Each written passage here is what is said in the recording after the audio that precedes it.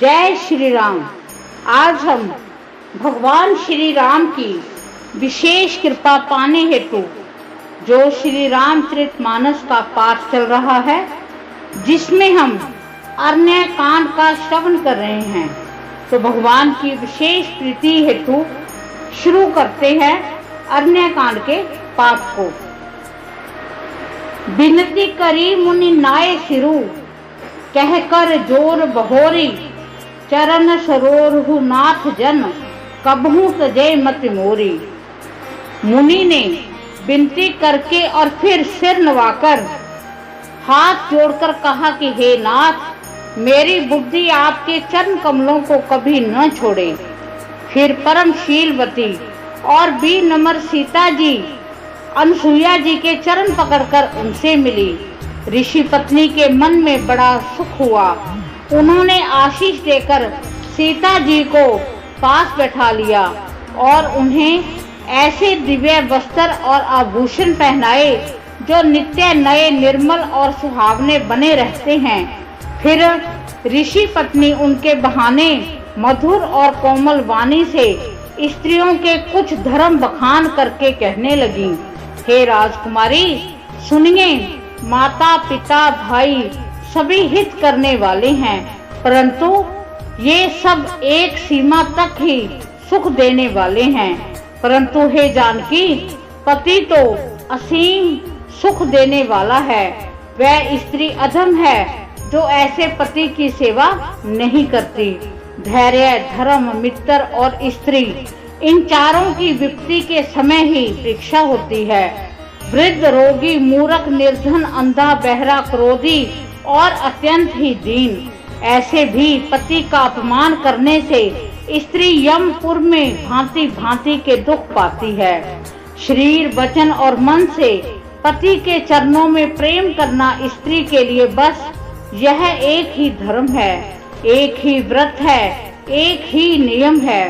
जगत में 4 प्रकार की पतिव्रताएं हैं। वेद, पुराण और संत सब ऐसा कहते हैं कि उत्तम श्रेणी की पतिव्रता के मन में ऐसा भाव बसा रहता है कि जगत में दूसरा पुरुष स्वप्न में भी नहीं है। मध्यम श्रेणी की पतिव्रता पराये पति को कैसे देखती हैं, जैसे वह अपना सगा भाई, पिता या पुत्र हो। जो धर्म को विचार कर और अपने कुल की मर्यादा समझकर बची रहती हैं, वे निकृष्ट स्त्री हैं, ऐसा वेद कहते हैं। और जो स्त्री मौका न मिलने से या भयवश पतिव्रता बनी रहती है, जगत में उसे अधम स्त्री जाना जाता है। पति को धोखा देने वाली जो स्त्री पराये पति से रति करती है, वह तो 100 कल्प तक रोरव नरक में पड़ी रहती है। क्षण धर्म के सुख के लिए जो 100 करोड़ जन्मों के दुख को नहीं समझती, उसके समान दुष्टा कौन होगी। जो स्त्री छल छोड़कर पतिव्रत धर्म को ग्रहण करती है, वह बिना ही परिश्रम परम गति को प्राप्त कर लेती है। किंतु जो पति के प्रतिकूल चलती है, वह जहाँ भी जाकर जन्म लेती है, वह जवानी पाकर विधवा हो जाती है। स्त्री जन्म से ही अपवित्र है, किंतु पति की सेवा करके वह अनायास ही शुभ गति प्राप्त कर लेती है। आज भी तुलसी जी भगवान को प्रिय हैं और चारों वेद उनका यश गाते हैं। हे सीता सुनो, तुम्हारा तो नाम ही ले लेकर स्त्रियां पतिव्रत धर्म का पालन करेंगी। तुम्हें तो श्री राम जी के प्राणों के समान प्यारे हैं। ये कथा तो मैंने संसार के हित के लिए कही है। जानकी जी ने सुनकर परम सुख पाया और आदर पूर्वक उनके चरणों में सिर नवाया। तब कृपा की खान श्री राम जी ने मुनि से कहा कि आज्ञा हो तो अब दूसरे वन में जाऊं। मुझ पर निरंतर कृपा करते रहिएगा और अपना सेवक जानकर स्नेह न छोड़िएगा। धर्म धुरंधर प्रभु श्री राम जी के वचन सुनकर ज्ञानी मुनि प्रेम पूर्वक बोले, ब्रह्मा, शिव, सनकादि और परमार्थवादी जिनकी कृपा चाहते हैं, हे राम जी, आप वही निष्काम पुरुषों के भी प्रिय और दीनों के बंधु भगवान हैं। जो इस प्रकार कोमल वचन बोल रहे हैं। अब मैंने लक्ष्मी जी की चतुराई समझी, जिन्होंने सब देवताओं को छोड़कर आप ही को भेजा, जिसके समान अत्यंत बड़ा और कोई नहीं है। उसका शील भला ऐसा क्यों ना होगा। मैं किस प्रकार कहूँ कि हे स्वामी आप अब जाइए, हे नाथ आप अंतर्यामी हैं, आप ही कहिए। ऐसा कहकर धीर मुनि प्रभु को देखने लगे। मुनि के नेत्रों से प्रेम अश्रुओं का जल बह रहा है और शरीर पुलकित हो रहा है। मुनि अत्यंत प्रेम से पूर्ण हैं, उनका शरीर पुलकित है, नेत्रों को श्री राम जी के मुख कमल में लगाए हुए हैं। मैंने ऐसा कौन से जप तप किए थे जिसके कारण मन, ज्ञान, गुण और इंद्रियों से परे प्रभु के दर्शन पाए। जप, योग और धर्म समूह से मनुष्य अनुपम भक्ति को पाता है। श्री रघुवीर के पवित्र चरित्र को तुलसीदास रात दिन गाता है। श्री रामचंद्र जी का सुंदर यश कलयुग के पापों का नाश करने वाला, मन को दमन करने वाला और सुख का मूल है। जो लोग इसे आनंद पूर्वक सुनते हैं उन पर श्री राम जी प्रसन्न होते हैं। यह कठिन कलिकाल पापों का खजाना है। इसमें न धर्म है, न ज्ञान है, न योग है, न जप है।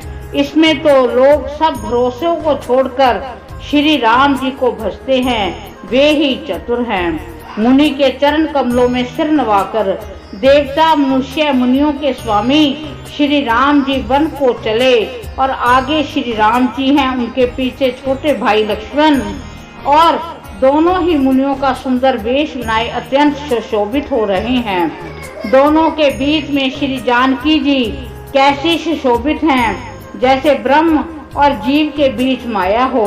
नदी, वन, पर्वत और दुर्गम घाटियां सभी अपने स्वामी को पहचानकर सुंदर रास्ता दे देते हैं। जहाँ जहाँ देव श्री रघुनाथ जी जाते हैं वहाँ वहाँ बादल आकाश में छाया करते जाते हैं। रास्ते में जाते हुए विराट राक्षस मिला, सामने आते ही श्री रघुनाथ जी ने उसे मार डाला। श्री राम जी के हाथों से मरते हुए उसने तुरंत दिव्य रूप प्राप्त कर लिया। दुखी देखकर प्रभु ने उसे अपने परम धाम को भेज दिया।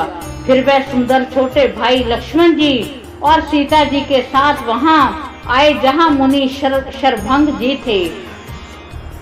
देख राम मुख पंकज मुनिवर लोचन भृंग, सादर पान करत अति धन्य जन्म सरभंग। इस प्रकार हमने भगवान श्री राम की विशेष महिमा, जिसमें माँ अनसुईया जी ने माता सीता को पत्नी का धर्म बताया है कि किस प्रकार अगर पत्नी पति वर्ता है तो उसे क्या फल मिलता है, उसको क्या कहा जाता है।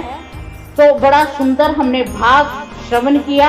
हम भगवान श्री राम से, माँ सीता जी से, माँ अनसुईया से प्रार्थना करते हैं कि वो हम पर अपनी कृपा दृष्टि भरा हाथ हमारे ऊपर बनाए रखें। अगर इस पाठ में हमसे कोई गलती हो गई है उसे वो क्षमा करें।